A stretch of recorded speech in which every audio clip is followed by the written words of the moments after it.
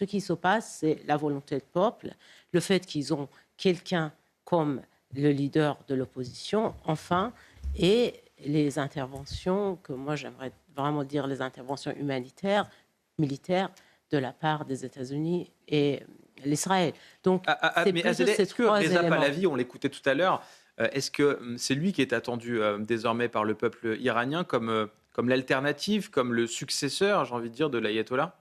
Ce n'est pas le successeur de l'ayatollah, c'est une chose complètement... Nous sommes dans une configuration complètement différente.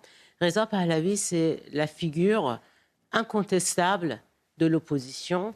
C'est la figure, c'est la seule figure qui est capable de mener en fait la période de la transition et conduire les Iraniens jusqu'aux urnes et avoir vers une élection Oui, un démocratique. processus démocratique. Voilà, un processus démocratique. C'est la seule figure. Et je pense qu'en fait, même la comparaison, c'est, les Iraniens, si vous voulez, je ne pense pas qu'ils vont avoir un guide suprême, est-ce que ça soit le Shah ou que ça soit le guide suprême. Les Iraniens ne cherchent pas ça. Ils cherchent vraiment à avoir une démocratie.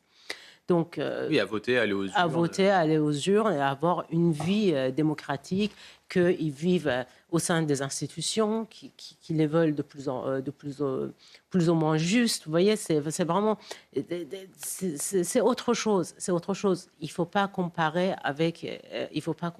le prince Reza Pahlavi comme avec le guide suprême, mais maintenant, à cette heure que nous parlions, et ce n'est pas nouveau, depuis Femmes, Vie, Liberté, depuis le mouvement Femmes, Vie, Liberté en 2022, on était peut-être au début un poignet, et petit à petit, on était de plus en plus nombreux à dire que la seule alternative et notre seule chance pour pouvoir mettre fin à ce régime, c'est le prince Reza Pahlavi.